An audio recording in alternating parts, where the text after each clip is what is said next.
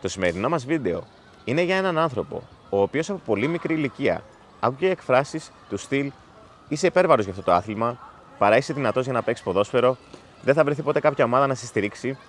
Και αυτός το μόνο που έκανε ήταν να κλείνει τα αυτιά του, να δουλεύει σκληρά και στο τέλος της ημέρας να διαψεύδει όλους τους επικριτές του. Αν δεν έχετε ήδη καταλάβει, ο άνθρωπος για τον οποίο μιλάμε είναι ο μοναδικός Αντεμπάγιο Ακινφένουα.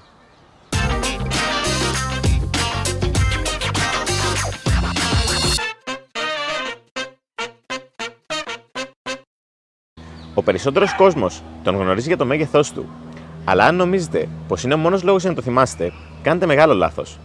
Πάμε να δούμε κάποια πράγματα για την πολύ μεγάλη καριέρα του Αντεμπάγιο.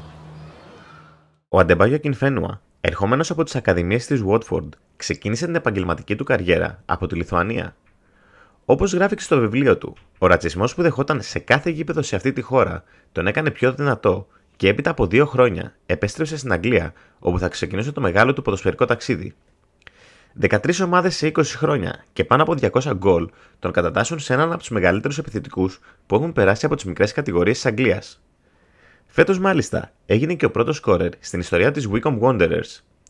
Με λίγα λόγια, κόντρα σε όλους και σε όλα, έκανε μια καριέρα που θα ζήλευαν πολλοί επιθετικοί στο νησί. Πριν όμως ξεκινήσουμε, θα μας πει κάποια πράγματα για την ομάδα του, τους Wycombe Wanderers, ο ιστορικός του Pub Tales, Παναγιώτης Χαρτοκόλλης. Λίγα λόγια για τη Wycombe Wanderers. Wycombe, διότι εδρεύει στο High Wycombe του Buckinghamshire, και Wanderers, καθώς φημολογείται ότι πήρε το όνομά της από τους Original Wanderers του Λονδίνου, την πρώτη ομάδα που κατέκτησε το FA Cup. Να προσθέσουμε και το ότι το παρατσούκλι της ομάδας είναι The Chair Boys, δηλαδή οι καρεκλάδες, καθώς η πόλη του High Wycombe έχει πολύ μεγάλη παράδοση στην κατασκευή καρεκλών. Η ομάδα έχει αγωνιστεί μόλις μία φορά στην ιστορία της στην δεύτερη κατηγορία της Αγγλίας, στην Championship, και είναι ο μεγάλος της στόχος να επιστρέψει εκεί. Για να δούμε τελικά, θα τα καταφέρουν οι καρεκλάδες ή όχι. Το σημερινό μάτς που θα παρακολουθήσουμε λοιπόν είναι ο πρώτος ημιτελικός των play-off της League One απέναντι στην MK Dons. Ο λόγος όμως που το συγκεκριμένο μάτς είναι ιδιαίτερο δεν είναι μόνο η σημαντικότητά του λόγω ότι είναι play-off, αλλά και το γεγονός πως είναι το τελευταίο εντός έδρας μάτς στην καριέρα του Αντεμπάγιο Ακινφένουα, μιας και στο τέλος της σεζόν σταματάει την καριέρα του. Αλλά αρκετά χρόνο τριβήσαμε. Οπότε τι λέτε, πάμε να ξεκινήσουμε.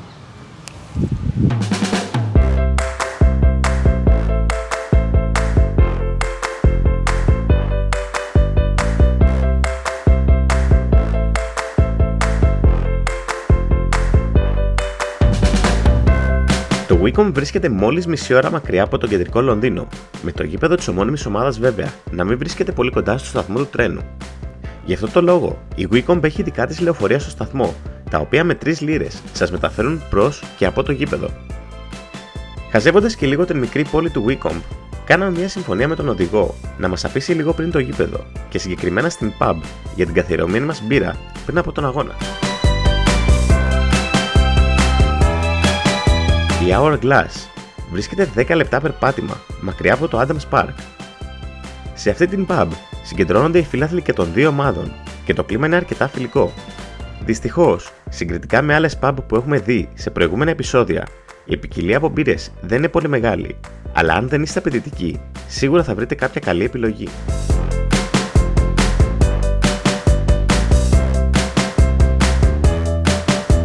Το καλύτερο βέβαια σε αυτή την pub, πέρα από το τραπέζι του μπιλιάρδου, είναι το jukebox που θα βρείτε εδώ και μπορείτε να επιλέξετε να ακούσετε το τραγούδι της επιλογής σας.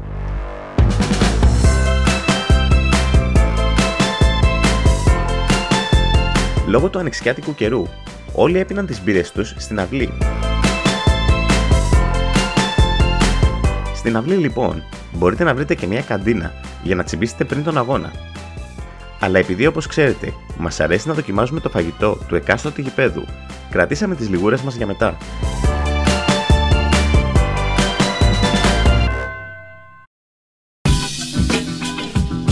Το Adams Park αποτελεί την έδρα της Wycombe από το 1990. Το όνομα του γηπέδου προέρχεται από τον παλιό αρχηγό της ομάδας, την δεκαετία του 1920, Frank Adams. Ο Adams όμως δεν ήταν ένας απλός παίχτης. Τη δεκαετία του 1940 αγόρασε το πρώην γήπεδο της ομάδας, το Loakes Park, από τον Λόρδο Κάρινγκτον και το 1947 το δώρισε στην ομάδα, εξασφαλίζοντας με αυτόν τον τρόπο το μέλλον της για πολλά χρόνια. Έτσι, όταν μπήκε στο νέο της γήπεδο η Wycombe το 1990, του έδωσε το όνομά του. Κάθε πλακάκι στο συγκεκριμένο τοίχο έχει το όνομα και ένα μήνυμα από κάποιο φίλαθλο της ομάδας. Την περίοδο της πανδημίας, η ομάδα σκέφτηκε αυτόν τον τρόπο για να μπορέσει να μαζέψει χρήματα για την επιβίωσή της και πάνω από 300 φίλαθλοι που ανταποκρίθηκαν σε αυτό το κάλεσμα σήμερα βρίσκονται σε αυτό το τοίχο.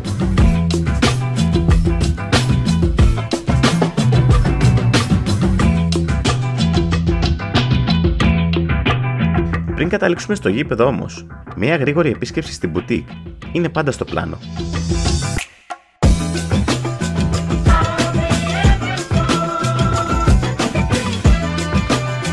Η μπουτίκ του γηπέδου είναι μια κλασική μπουτίκ ομάδας της League One.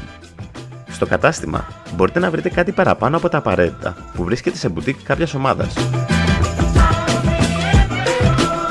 Αν ψάχνετε να τραβήξετε τα βλέμματα στην παραλία πάντως, στην μπουτίκ μπορείτε να βρείτε πετσέτα θαλάσσης με το σήμα της Wycombe.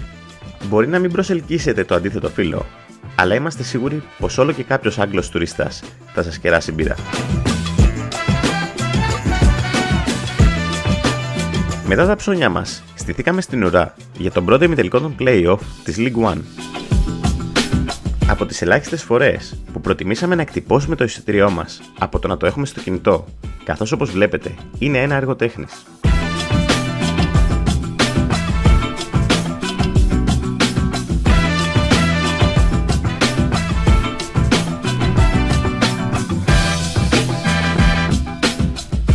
Το Adams Park έχει χωρητικότητα 10.000 θέσεων και το κόστος κατασκευής του ανήλθε στα 3,5 εκατομμύρια λίρες.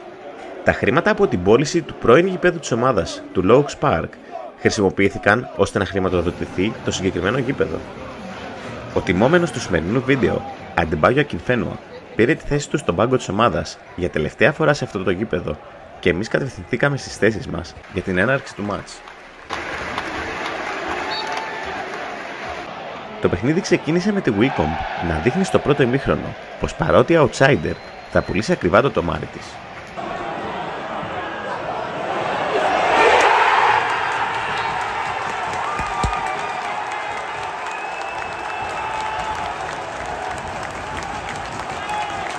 Με το momentum και τη δύναμη της έδρας, οι γηπεδούχοι σκοράραν και δεύτερο τέρμα, το οποίο όμως ακυρώθηκε ως offside.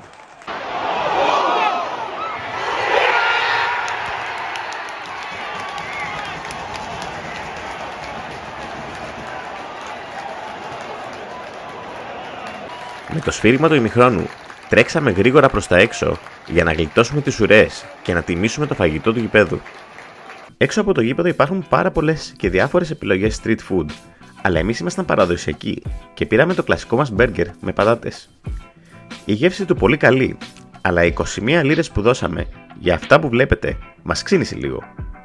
Τουλάχιστον το φάγαμε βλέποντας τον μπάγιο να προθερμαίνεται και ξεχάσαμε αμέσως τις τσιμπημένες τιμές.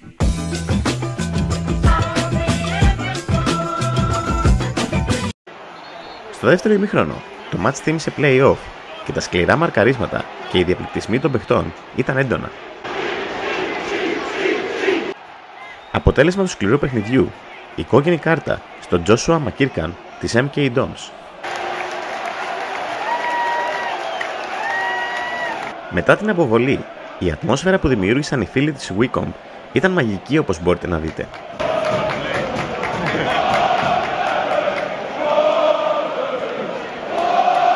Οι γηπεδούχοι πίεσαν έντονα για το πολυπόθητο δεύτερο γκολ, αλλά στέκονταν άτυχοι.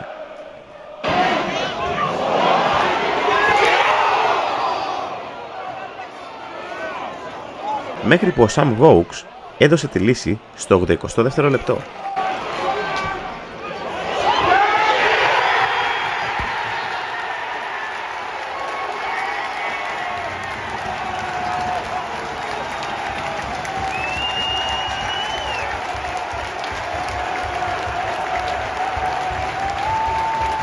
Και μετά το δεύτερο τέρμα, οι φίλοι της Wycombe δεν σταματούσαν να τραγουδούν για την ομάδα τους.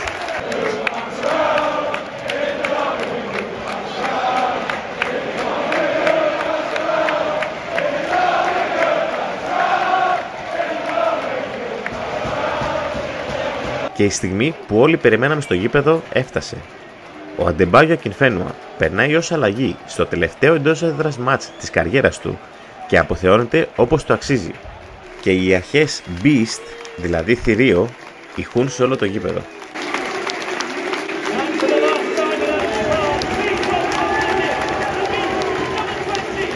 Το θηρίο πίεσε για ένα τρίτο γκολ, αλλά δεν ήταν η μέρα του. Το highlight του από την άλλη ήταν αυτό το μαρκάρισμα, για το οποίο χρειάστηκε να μπει φορείο για να πάρει τον παίκτη της MK Dons. Δεν είναι τυχαίο που θεωρείται ο πιο δυνατός παίκτης στον κόσμο. Και με το σφύριγμα της λήξης, τα πανηγύρια ξεκίνησαν, μιας και όλοι στο γήπεδο γνώριζαν πως η ομάδα βρισκόταν μία ανάσα μακριά από τον τελικό του Wembley.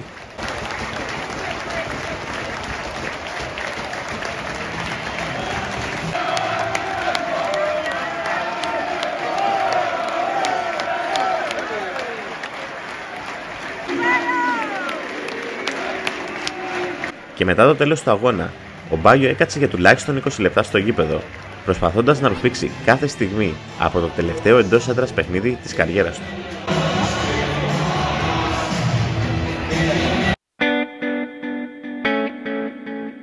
Αυτό ήταν λοιπόν το αντίο μας σε αυτόν τον μεγάλο ποδοσφαιριστή.